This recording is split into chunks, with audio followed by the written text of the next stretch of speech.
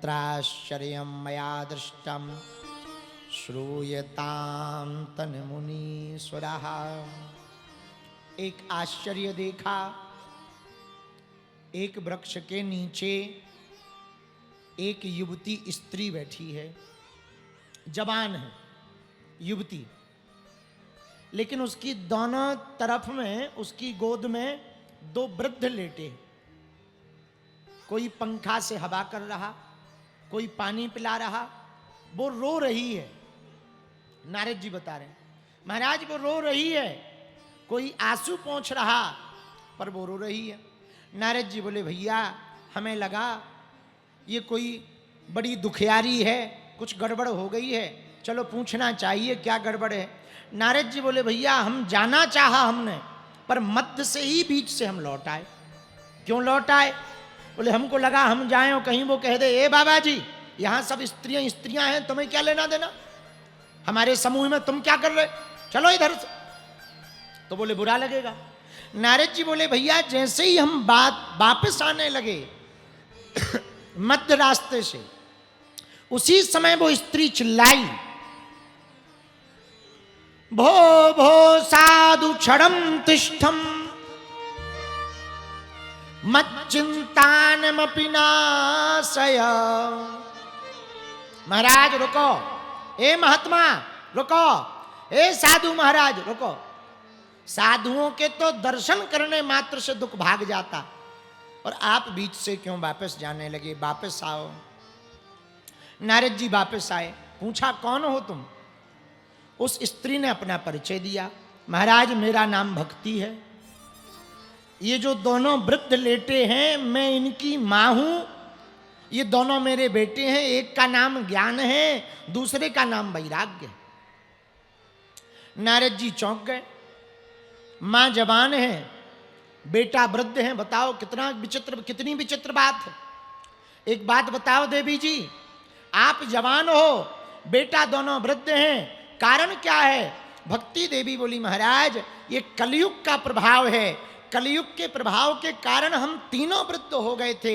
मैं भक्ति देवी भी वृद्ध हो गई थी, ज्ञान वैराग्य भी वृद्ध हो गए थे, लेकिन महाराज हम तीनों जगह जगह गए, लेकिन जब वृंदावन में आए तो मैं तो जवान हो गई, पर मेरे दोनों बेटे अभी भी वृद्ध हैं। नारद जी बोले चिंता न करो, हम उपाय करते हैं। तब तक भक्ति देवी बोली महाराज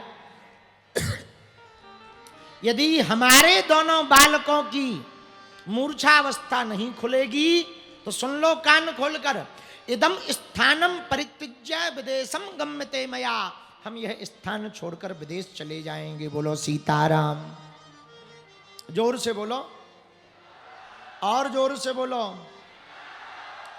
तो नारद जी बोले देवी आप विदेश मत जाना, यदि आप भी विदेश चली जाओगी तो भारत में कौन रहेगा, क्योंकि आजकल ज्यादातर लोगों की मांग ही विदेश की तरफ, तुम मत जाना, हम उपाय करते हैं।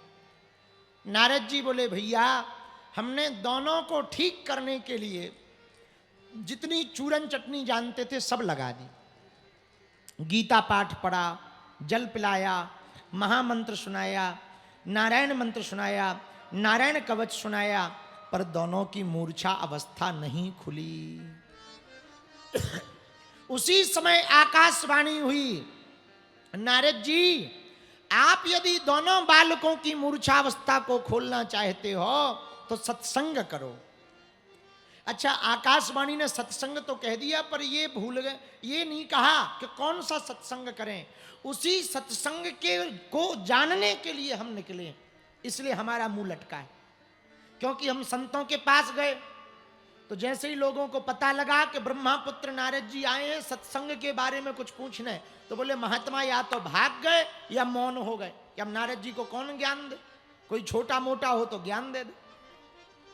नारद जी बोले भैया सर्वत्र हमने इसका पता लगाना चाहा पर कहीं पता ना लगा, इसलिए हम बद्रीनाथ भगवान में आए हैं। अब चारों भाई आप मिल गए हैं, हम आपसे प्रार्थना कर रहे, जो आकाशवाणी ने कहा कि सत्संग करो, वो कौन सा सत्संग हम करें जिससे ज्ञान और वैराग्य दोनों उठ करके खड़े हो जाएं।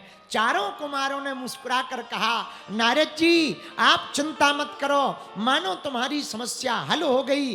वो कोई और सत्संग नहीं, श्रीमद् भागवत कथा का ही सत्संग है, वही परम सत्संग है। बोलो सीताराम, जोर से बोलो।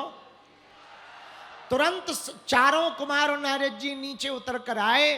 हरिद्वार में गंगा के किनारे रेती का एक मंच बनाया, चारों कुमार उस पर बैठ गए, भागवत जी की कथा सुनाने लगे। बड़े बड़े अमलात्मा विमलात्मा महात्मा सुनने आए, और जैसे ही कथा प्रारंभ हुई उसी समय कथा के बीच में ही भक्ति देवी अपने दोनों पुत्रों को लेकर, ज्ञान और वैराग्य को लेकर के भागवत के बीच में प्रकट हो गई।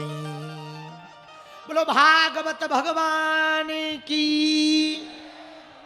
भैया इतनी महिमा है भागवत जी की कि कोई मूर्छा में पड़ा हो, वृद्ध है, वृद्ध मतलब जानते हो अचेत होना, शरीर इंद्रिय शिथिल हो जाना, ये वृद्धपन है। तो किसी की श्रवण इंद्रिय शिथिल हो गई हो माया के चक्कर में, और कोई भागवत जी की कथा को सुन ले, भागवत जी के ज्ञान को आत्मसात कर ले, भागवत जी की साप्ताहिक कथा को ध्यान पूर्वक सुन ले, भैया उसके मन के अज्ञान रूपी वृद्धपन हट जाता है और कृष्ण की भक्ति का ज्ञान प्रकट हो जाता है, प्रेम प्रकट हो जाता है। ऐसी श्रीमद् भागवत है। बोलो भागवत भगवान की।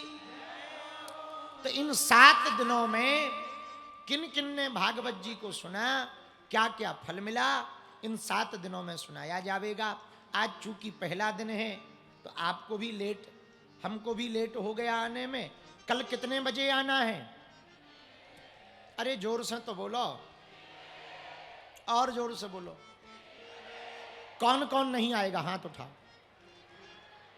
देखो गड़बड़ हो गई, आएगा कौन कौन? हाथ उठाओ। पक्का? कितने बजे आना है? घड़ी के बजे 3, भागवत में बज उठेगी बीन। यहीं आ जाना, हम भी कल समय पर आ जाएंगे। आज पहला दिन था, आज का सूत्र याद रखना। सूत्र आज की कथा का बड़ा प्यारा है। कथा में बैठने से महिमा मंडन नहीं होना, कथा आपके हृदय में बैठ जाए तो आपका परम भाग्य होगा। इस सूत्र को आप अपने जीवन में। सीताराम। 2 मिनट नाम कीर्तन गाते हुए आरती करके आप लोग भी घर जाएंगे, हम भी विराम करके जाएंगे, और शेष चर्चा कल 3 बजे करेंगे।